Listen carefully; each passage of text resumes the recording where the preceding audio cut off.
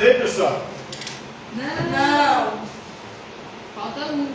Vai terminando aí, enquanto isso eu vou explicando aqui. Então, dando continuidade ao nosso estudo da filosofia contemporânea, hoje nós vamos falar de Henri David Thoreau, filósofo, na verdade, norte-americano, de ascendência francesa.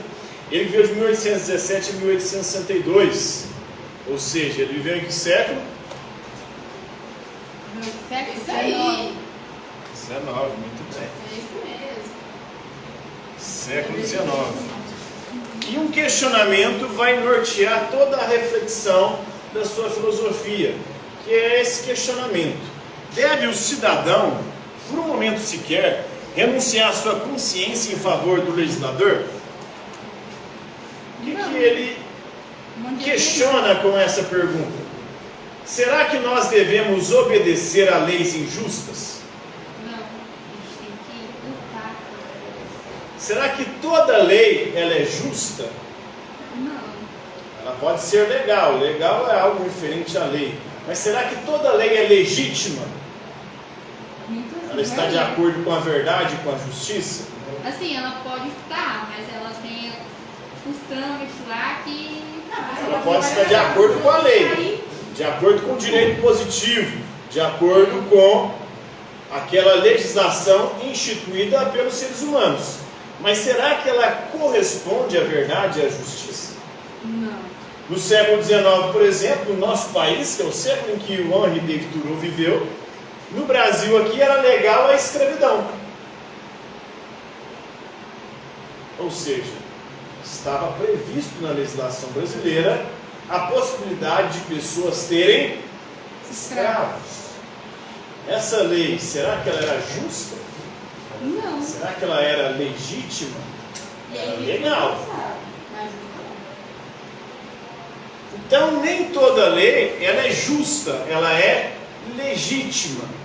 Então, o Henri David Thoreau vai ser o primeiro a questionar isso no seu pensamento, na sua filosofia política. Ele foi o primeiro a questionar e ele está no século XIX. Isso, no século XIX que eles começam a questionar isso. Será que todas as leis são justas? Será que todas as leis são legítimas? Será que nós devemos obedecer a todas as leis? E aí ele vai defender algo além. Não só que as leis podem ser injustas e ilegítimas, como nós não devemos nos conformar às leis. Algumas leis elas precisam ser desobedecidas.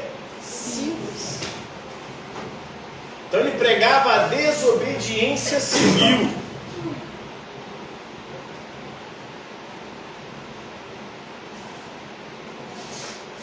Já vai começar. Então, algumas leis, por serem injustas, por não serem legítimas, elas devem ser desobedecidas. Nós não devemos a elas nos submeter. E aí nós podemos resistir. Resistir de forma pacífica, não violenta, era o que ele defendia.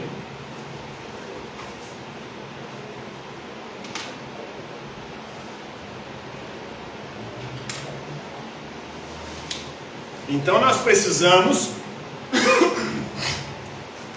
resistir de forma não violenta a toda lei que for injusta. Olha só, vamos acompanhar ao longo da história como é que os filósofos pensaram essa questão da legislação.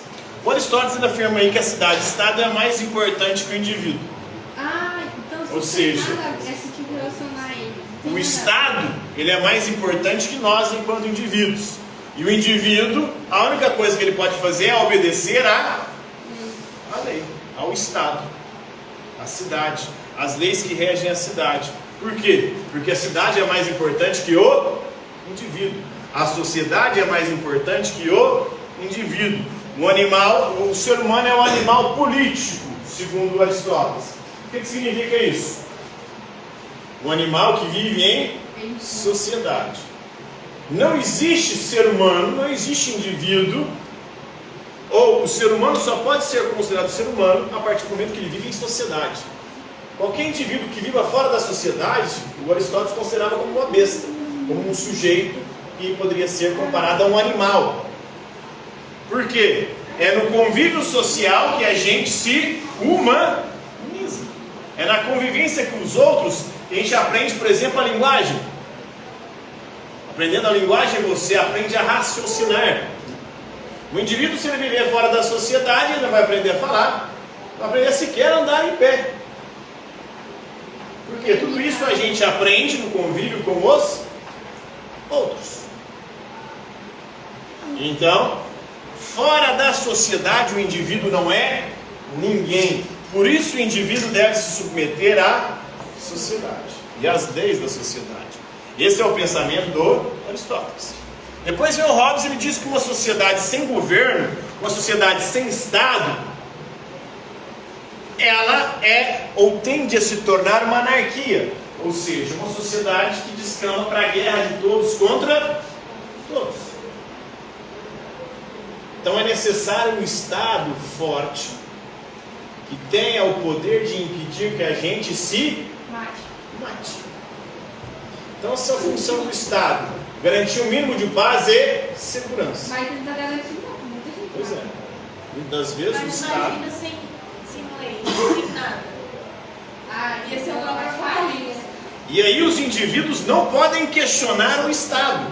Os indivíduos aqui não são cidadãos, não têm direitos, são súditos e, portanto, devem se submeter, obedecer. Por quê? Porque o Estado existe para o nosso bem, para impedir que a gente se mate, para impedir que a gente se escravize, se morra. Porque o ser humano é mau por natureza. Se não fosse o Estado, a gente estaria eliminando uns aos outros. É Thomas Hobbes que diz isso? O homem é mau por natureza, o homem é o lobo do homem. O pior inimigo do ser humano é o próprio ser humano.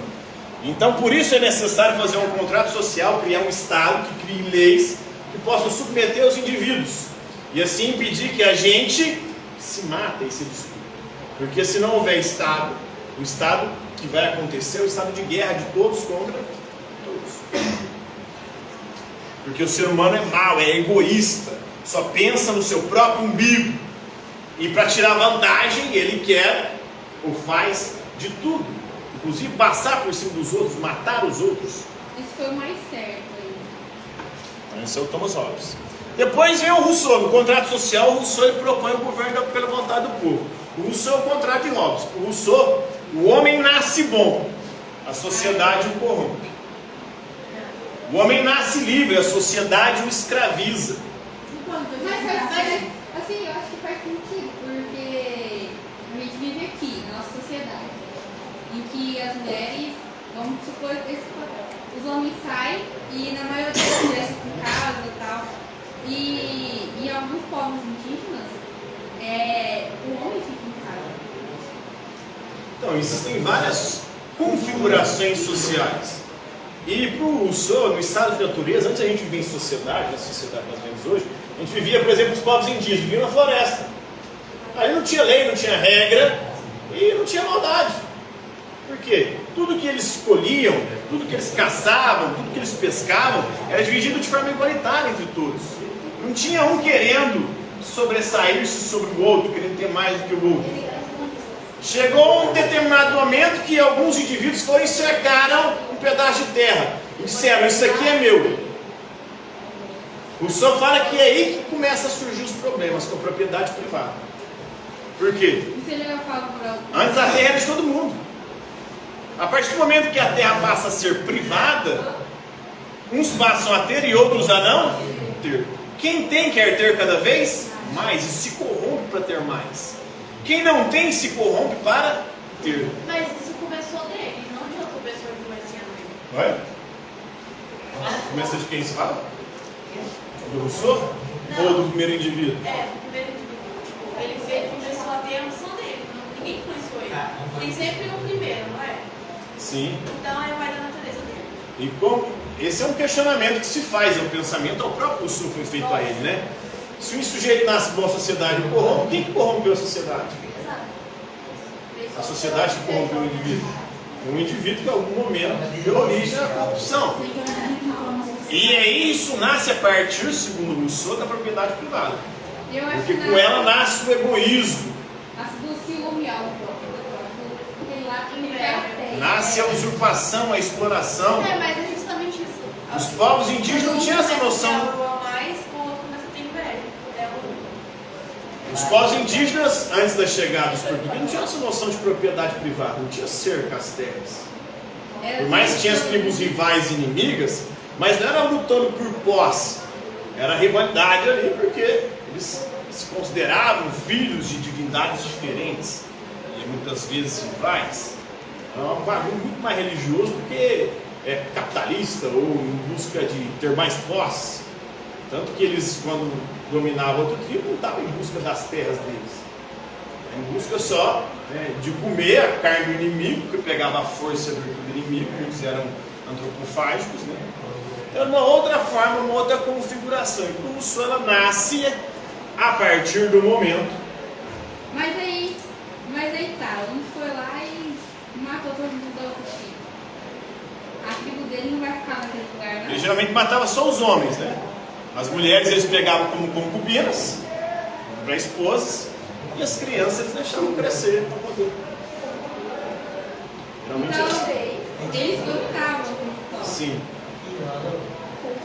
E aí, não tinha essa noção ainda, apesar de que não em todas as tribos. Se a gente olhar para os que construíram, os povos indígenas que construíram grandes civilizações, os incas, maias e astecas já tinham essa noção de propriedade.